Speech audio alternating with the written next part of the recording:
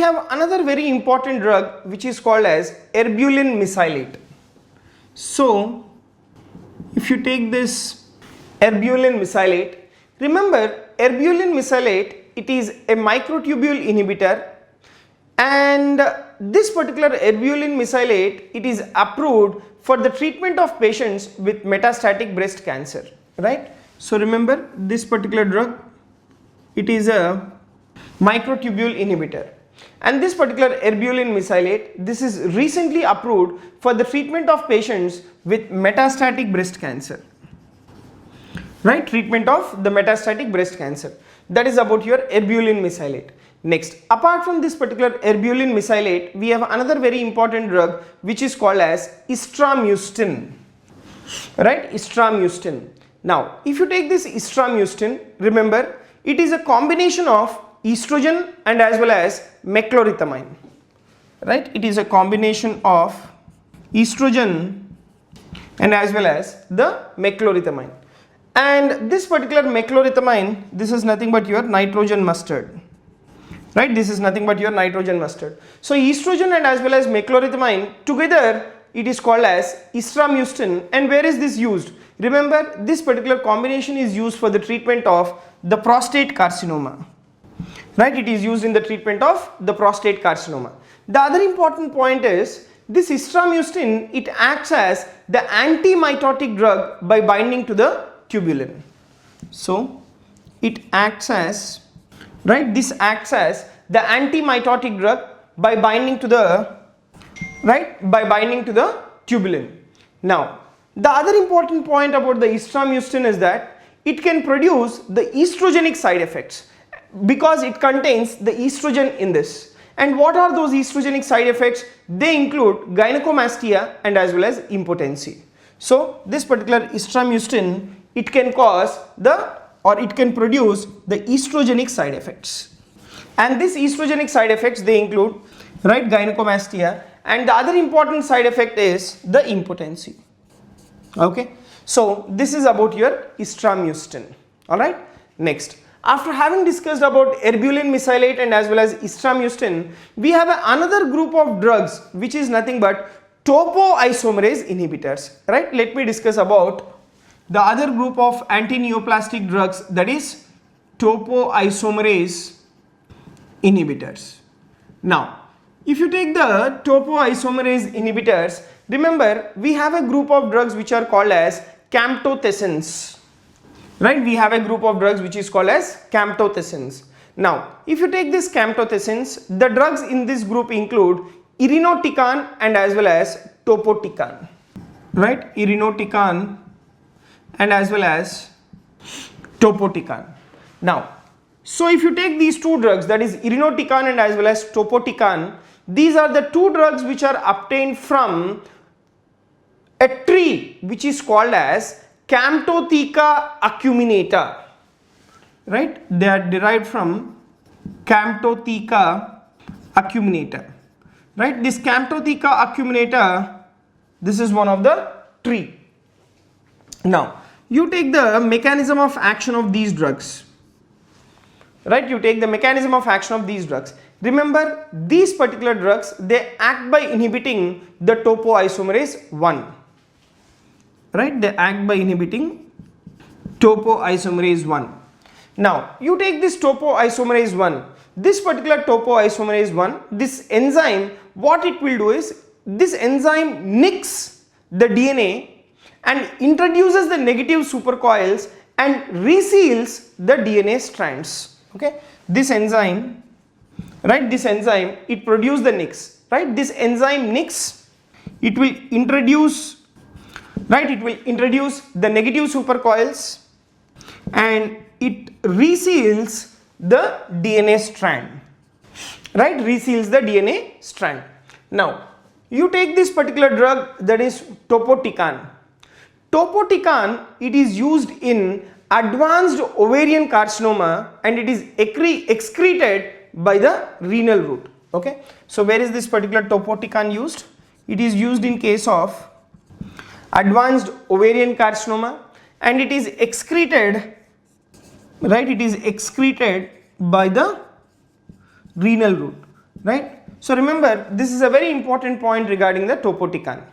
Now you take this irinotecan. Remember, irinotecan, it is a prodrug, and this irinotecan, it is converted in the liver to an active metabolite which is called as SN38. Okay, so irinotecan, remember, this is a prodrug, and this particular irinotecan is converted in the liver to active metabolite that is called as SN38.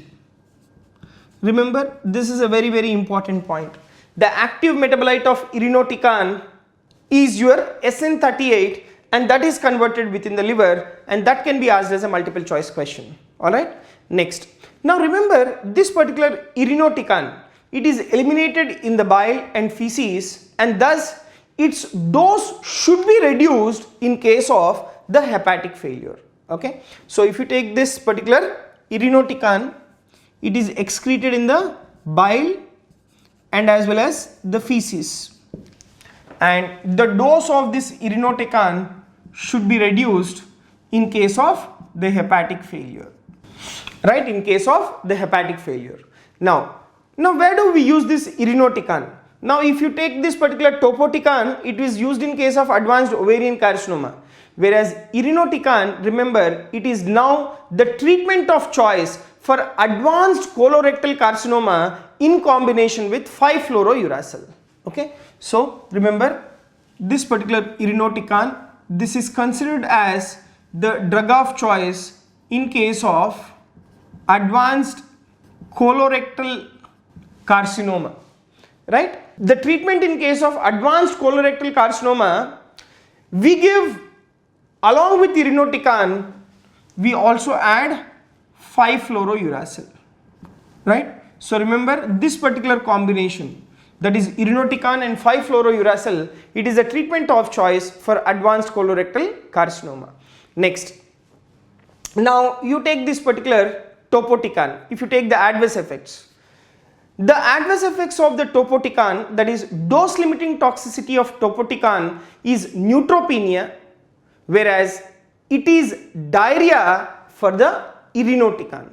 So the adverse effects of this particular topotecan, they include neutropenia, right? They include neutropenia. This is the adverse effect associated with what? Topotecan, that is neutropenia. Whereas you take irinotecan, the adverse effect associated with the irinotecan is your diarrhea, right? It is your diarrhea.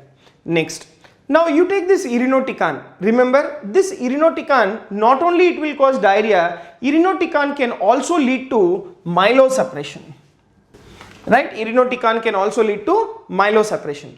Now the other very important adverse effect associated with the irinotecan is that this irinotecan can result in what is called as the cholinergic syndrome, right? Within 24 hours. So once you take irinotecan, within 24 hours, this particular irinotecan can cause what is called as the cholinergic syndrome, right? It can cause the cholinergic syndrome. Now, what will be the features of the cholinergic syndrome? Remember, cholinergic syndrome is that clinical condition which is characterized by excessive cholinergic symptoms, and they include diarrhea, sweating, hypersalivation, lacrimation, rhinorrhea, abdominal cramps, and bradycardia.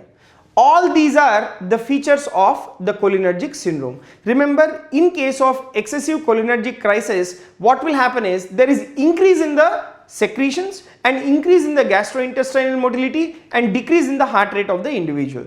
Now the question is, why does this particular irinotecan causes the cholinergic syndrome? Remember, irinotecan, it will cause the inhibition of the enzyme acetylcholine esterase. Acetylcholine esterase is the enzyme which is required for the metabolism of the acetylcholine. So once this particular irinotecan inhibits the acetylcholine esterase, then acetylcholine will not metabolize to choline plus acetyl group, and thereby there is increase in the acetylcholine, resulting in what is called as the cholinergic syndrome, right? So let me shortly revise up to here what we have discussed. We have a drug which is called as the Erbulin Mesylate. Erbulin Mesylate, remember, this is one of the microtubule inhibitor, right? And it is recently approved for the treatment of patients with metastatic breast carcinoma. Then we have another drug which is called as estramustine. Estramustine, it is a combination of estrogen and as well as meclorithamine. Meclorithamine is nothing but your nitrogen mustard, and it is used for the treatment of the prostatic carcinoma, and it acts as the anti-mitotic drug by binding to the tubulin, and it can produce the estrogenic side effects, and that includes the gynecomastia and as well as the impotency. And we have another group of drugs which is called as the topoisomerase inhibitors, and in the topoisomerase inhibitors we have a group of drugs that is called as camptothecins. The examples of these camptothecins include irinotecan and as well as topotecan. They are obtained from a tree which is called as Camptotheca acuminata, and if you see the mechanism of action of these drugs, they act by inhibiting the topoisomerase 1, and this enzyme 𝐒𝐻 introduces negative supercoils and reseals the DNA strand. And if you take this particular topotecan, remember topotecan is used in advanced ovarian carcinoma and it is excreted by the renal route. And you take irinotecan. Irinotecan, it is a prodrug that is converted in the liver to an active metabolite which is called as the SN38, and it is eliminated in the bile and feces, and thus its dose should be reduced in hepatic failure. Remember, this particular irinotecan is now the treatment of choice for advanced colorectal carcinoma in combination with the 5-fluorouracil. Now, the adverse effects, if you see, with the topotecan it will cause neutropenia, whereas irinotecan can cause diarrhea. And not only diarrhea, this irinotecan can also cause what is called as the myelosuppression. And remember, this irinotecan can also result in cholinergic syndrome by inhibiting the enzyme that is acetylcholine esterase. Now, if you take the features of cholinergic syndrome, they are manifested in the form of diarrhea, sweating, hypersalivation, lacrimation, rhinorrhea, abdominal cramps and as well as bradycardia. And this particular cholinergic syndrome, it occurs within 24 hours of the administration of this particular irinotecan.